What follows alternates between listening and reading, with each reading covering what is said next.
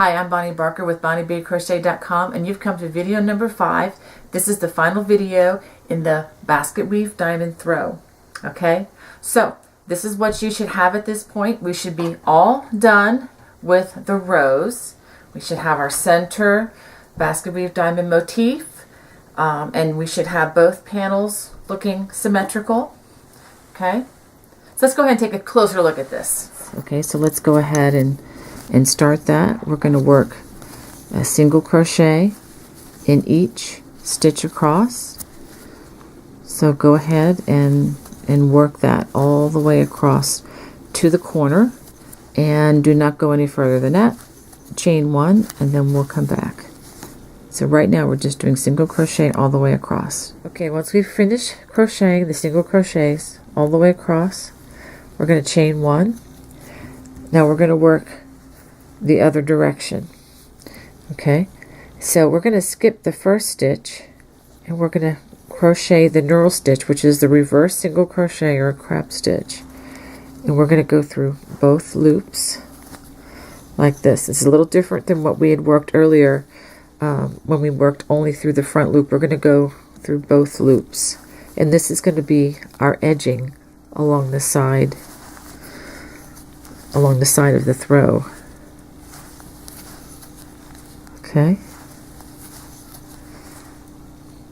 you can see it's kind of hard to see what I'm doing. I'm just going the opposite direction through both loops and then working the motion of a single crochet.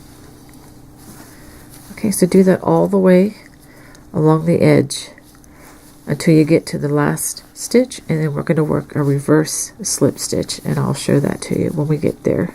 Okay, after doing the knurl or the reverse single crochet all the way across, I come to the last stitch, and I am just going to work a reverse slip stitch.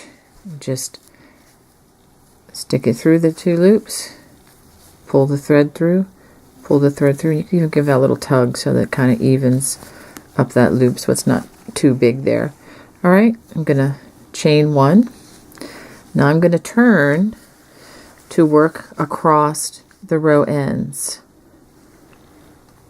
Okay, after working the knurl stitch and the backward slip stitch, we're going to turn. You should have the back side of the afghan facing you as you go across.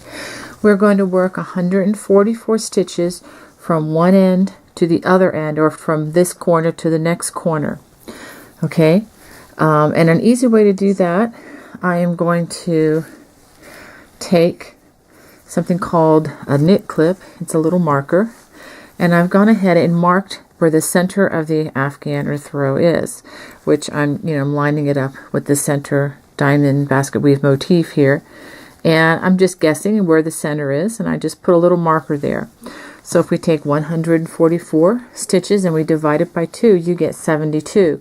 So from here to the halfway point, which is marked, and by the way, you don't need a fancy clip or anything like this to mark it. You can use a contrasting, strand of yarn, or anything that you just happen to have around your house. Stitch marker, or even just a little hair clip or something would work. Just something to tell you that that's the halfway point.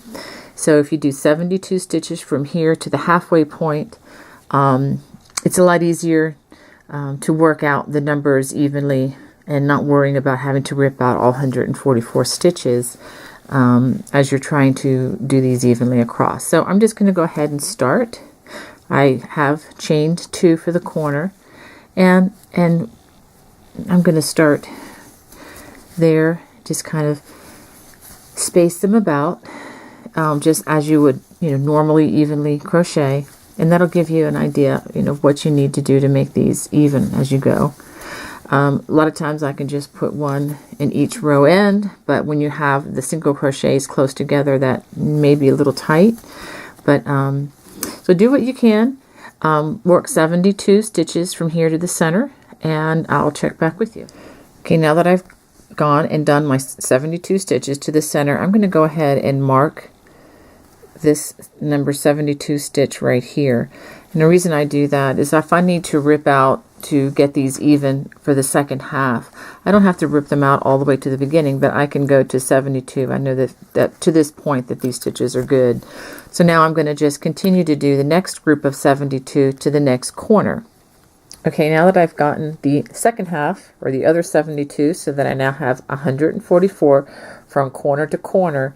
And a full disclosure here, I did take me a few tries doing the second half. The first half went along no problem. I've gotten 72 to the marker, but going from the marker to this corner, I had to do it 3 times, but I did get the 72 evenly. Okay, now let me explain. I just finished, according to the pattern, row number 3. Okay, instead of having one big perimeter round, the pattern broke it down into 3, actually to 4 rows.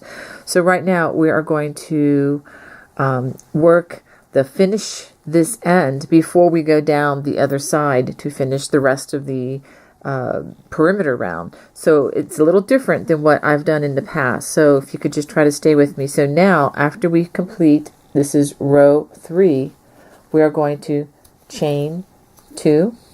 I'm going to go ahead and turn this around. And now we're going to begin working the woven stitch. This is a little different of a stitch. We haven't done it yet in this particular project.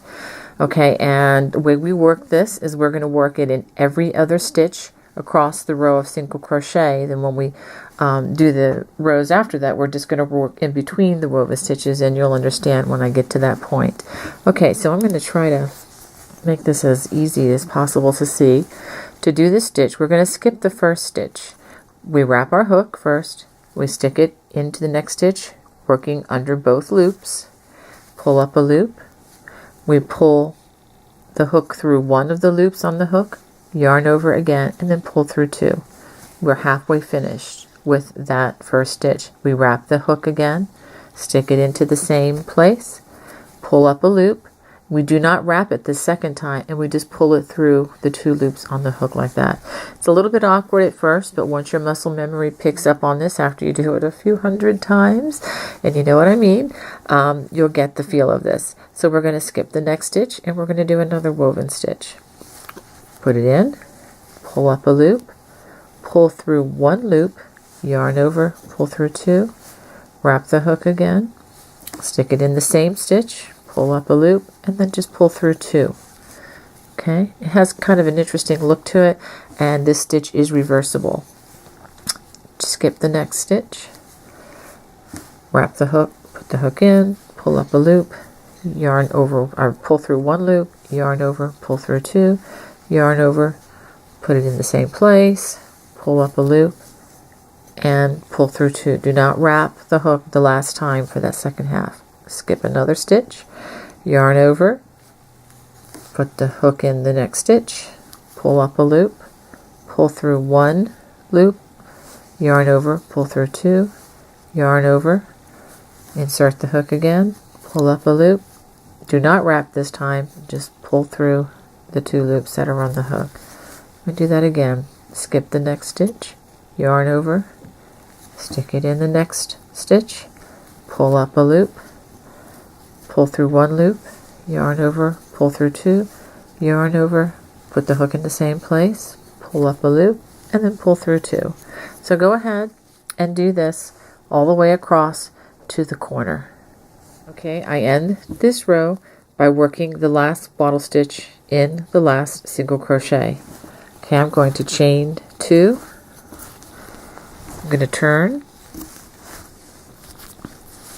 Now for rows 5 through 10, that'll be the next 6 rows. They're going to be worked in the same manner. After I chain 2, I'm going to work waddle stitches. In between the waddle stitches, there's a significant space. It should be very easy for you to see, unless your waddle stitches are the woven stitches rather. If the woven stitches are too tight, then you may need to go up to a larger hook, but there should be plenty of room in between. Okay, so we just begin working our woven stitches just in between the woven stitches of the previous row, and when you get to the end, you work your last woven stitch in the chain 2 space. So go ahead and do this for the next 6 rows. So when we finish we should have, counting the row that we've already completed, we should have 7 rows of woven stitch total. Okay, after finishing rows 5 through 10, you should have 7 rows of woven stitch. So it's 1, 2, 3, 4, 5, 6, 7. You should have the back side of the throw facing you as you work this final round. And we are on row 11, which is the shells. We're going to chain 1, and the directions say working in the spaces between. So we're going to be working in the spaces between the woven spaces. Okay, woven stitches rather. We're going to skip the next space here, and in the next space, which is right here, we're going to work 4 treble crochets. Let's go ahead and do that.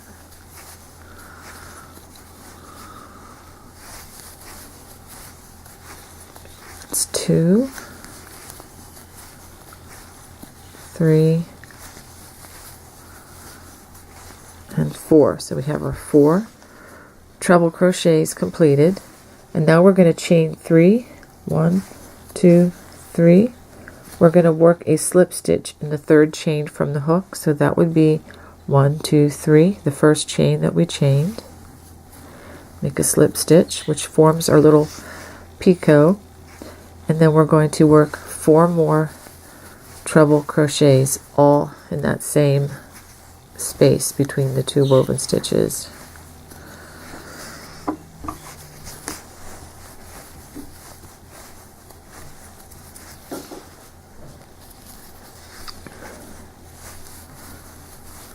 Okay, after we do that, we're going to skip the next stitch. We're going to single crochet in the next space. Okay, now that we finished the first shell with the picot, this is what we're going to do all the way across. Okay, we're going to skip the next stitch, work 4 treble crochets in the next. We're working between in the space between the treble crochets.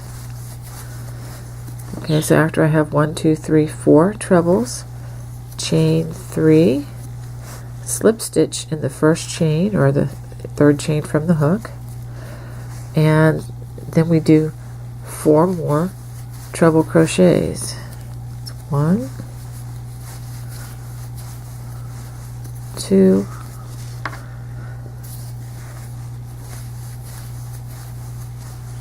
3,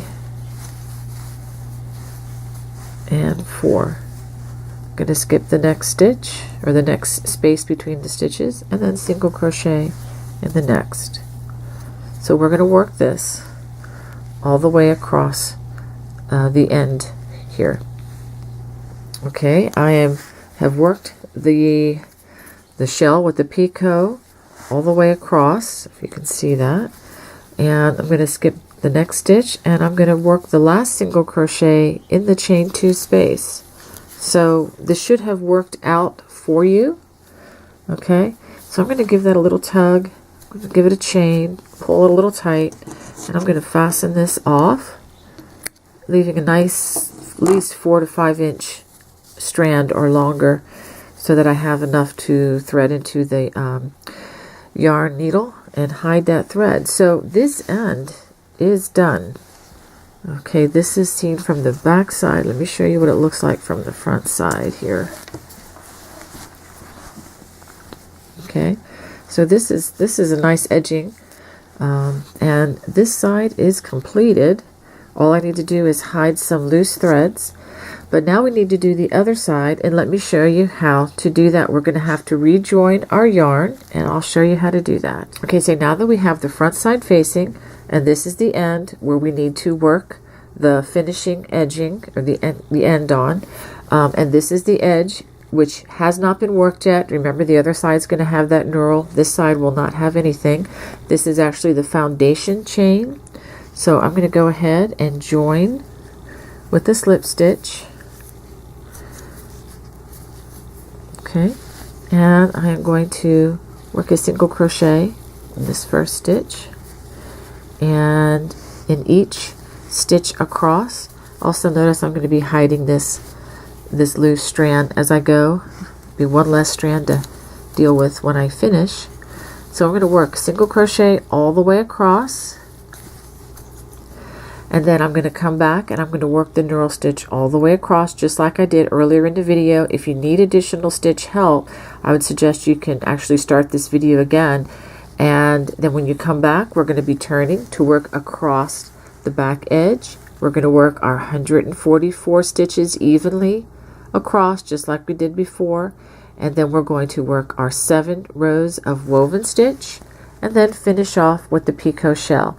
So again, if you need more stitch support to see that again, you can just simply go back to the beginning of this video and start with the single crochet row followed by the knurl stitch, and then it should carry you through to the end.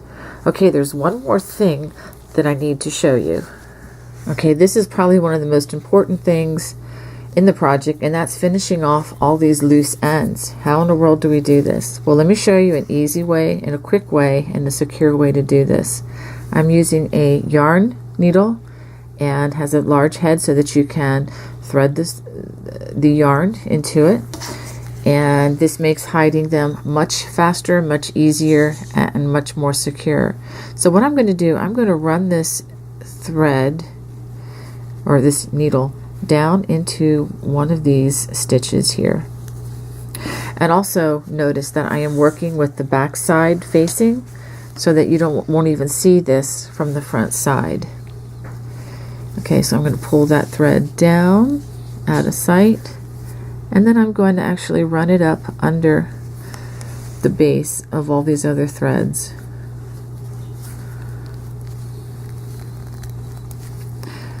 There's no particular rule to how to do this, except that you want to make sure that you hide enough of the thread that it won't come out and won't be a problem. Okay, so I think I've hidden enough of that, and I'm going to very carefully cut the thread so that I'm not cutting my stitches, only the thread. So now that thread is sufficiently hidden. So now I've got a bunch of others, and you can even do this 2 at a time. Or at least I have done this successfully for years. If you can thread 2 threads when they're tied together like these are, and I'm just going to run it down into some of the stitches to try to securely hide this a little bit better.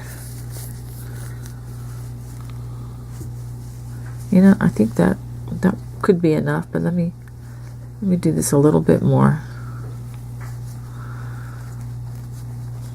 Okay, I'm going to run it down under all of those. Take my scissors and very carefully give it a trim.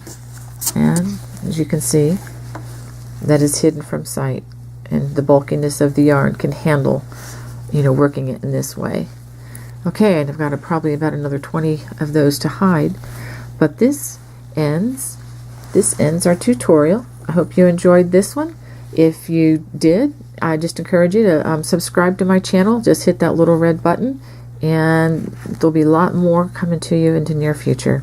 God bless. Bye-bye.